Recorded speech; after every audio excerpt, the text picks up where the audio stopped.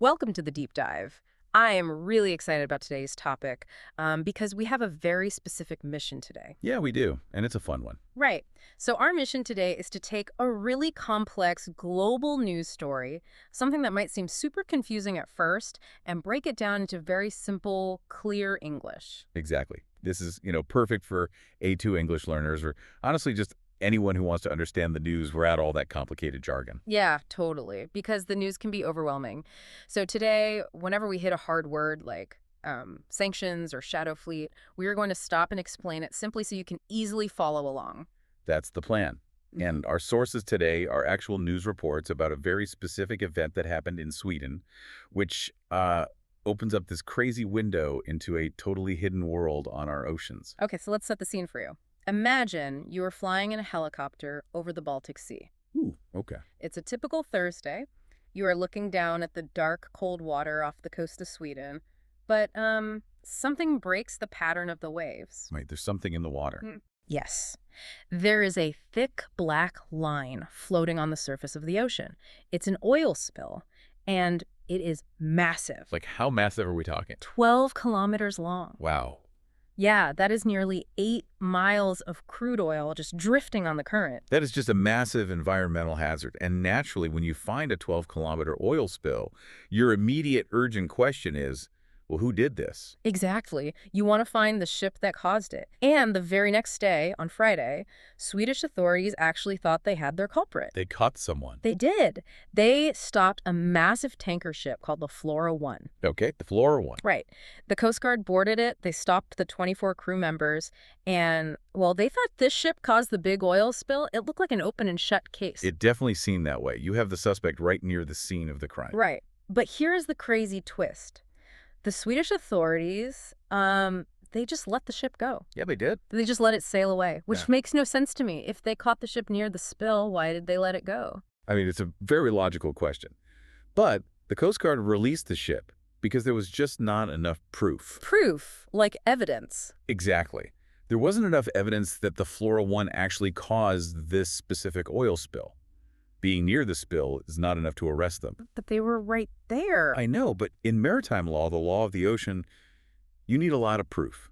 You generally need to take a chemical sample of the oil in the water. It has to perfectly match the oil inside the ship. Oh, I see, like a chemical fingerprint. Right. And without that exact match, the authorities legally had to let them go. They can't just keep them forever without solid proof. Okay, but the story gets even weirder.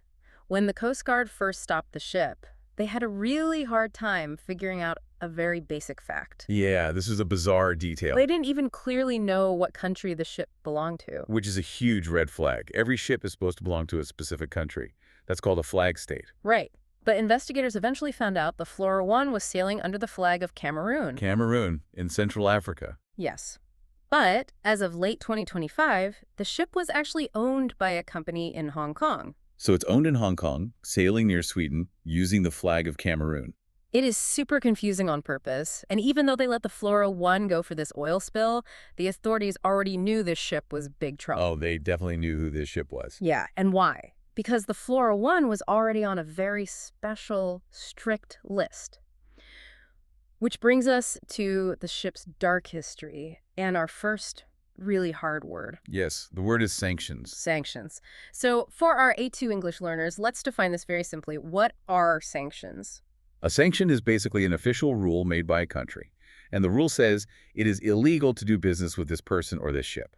It's like being banned. Exactly, it's a ban. Mm-hmm. And the Flora 1 is on the sanctions list for a lot of places. The European Union, the UK, Canada. Australia, Switzerland, New Zealand. Right. All of them say it is illegal to do business with this ship. So it's basically an outlaw ship, which makes me think of an analogy.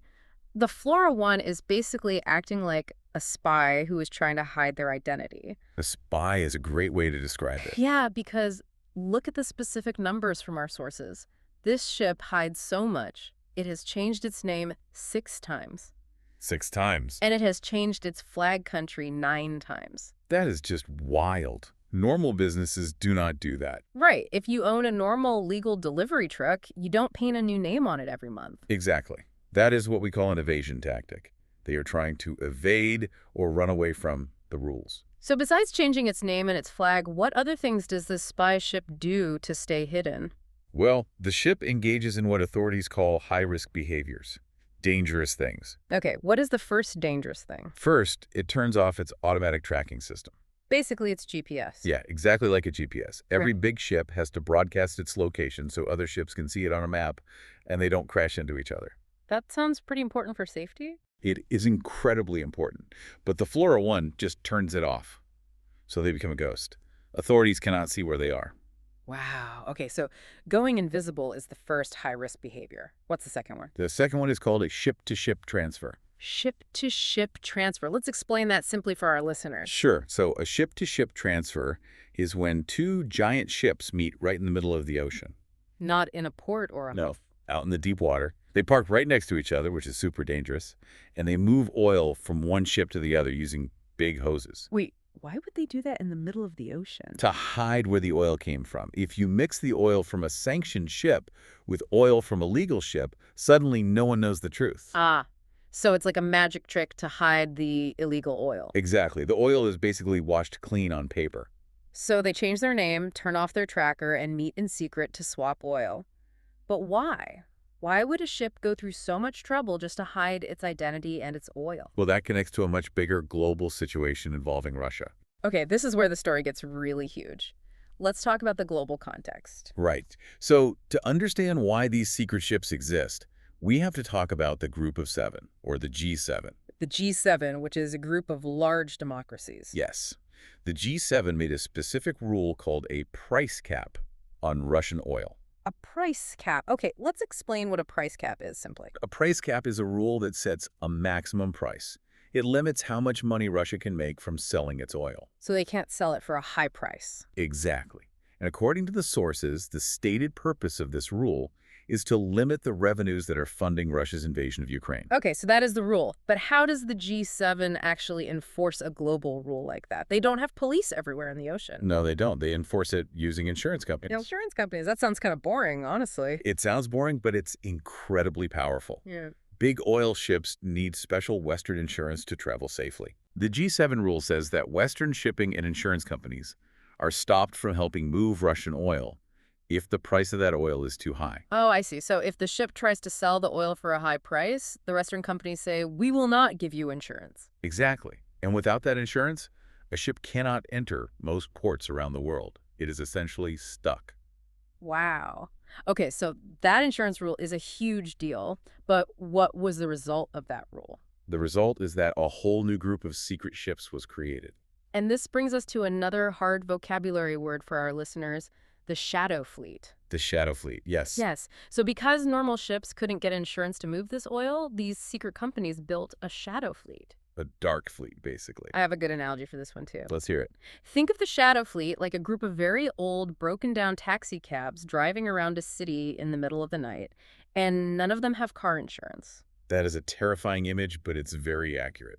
Right. If you get hit by one of those taxis, they aren't going to pay for the damage because they don't have insurance, and you don't even know who owns the car. And that is exactly why the listener should care about this story. This isn't just about some distant rule. It is a huge safety concern. Because these shadow fleet ships are super old, right? Yes. Normally, when a ship gets to be 15 or 20 years old, it is sold for scrap metal because it's too tired and dangerous to sail. But now... Now, secret buyers are buying these old, tired ships, putting a fake name on them, and filling them with millions of gallons of oil. And they don't have Western insurance. Nope, they operate entirely outside the normal safe system. So think back to the beginning of our deep dive. That massive 12-kilometer oil spill in the Baltic Sea. Right. If one of these old, broken shadow fleet ships crashes completely and causes an oil spill that covers a whole coastline, who cleans it up? That is the big problem. Who pays the bill to clean up the ocean? Yeah, who pays? Because the ship has fake names, it changes its flag and it has no real insurance. Exactly. The company that owns the ship will just disappear like a ghost. Which means the taxpayers of the local countries are the ones who will have to pay millions of dollars to clean up the toxic mess on their beaches. It's extremely unfair, and it's a huge environmental risk. Man, that is intense. So let's summarize this deep dive for you, the listener. Good idea. We started today with just a single ship, the Right. Flora 1. Yeah. It was stopped in Sweden next to an oil spill, but it was let go because there wasn't enough clear proof to arrest them. But then we learned that this one ship is actually part of a massive secret shadow fleet, A fleet of very old ships that are hiding their identities. changing names, turning off GPS, moving oil in the middle of the ocean. All to get around global rules and sanctions. And this is really how global news works. It's fascinating. It really is. One small story about an oil spill in Sweden is actually a huge story about global rules, secret ocean trades, and serious environmental danger. Absolutely. And now, when you, the listener, hear the words sanctions or shadow fleet on the news, you will know exactly what those words mean. In simple English. Exactly. Before we go, I want to leave you with a final thought to ponder today. Okay, what is it? Well, think about the Flora 1. We know Swedish authorities couldn't even prove that this known secret ship caused a spill today, right? Right, they had to let them go. So what will happen tomorrow if a massive Shadow Fleet tanker completely sinks and every country involved just points the finger at someone else? Nobody takes the blame. Exactly. If the ship owners vanish and the insurance doesn't exist, who ultimately pays the price for our hidden oceans? Scary question. It really is. Thanks for joining us on this deep dive. See you next time.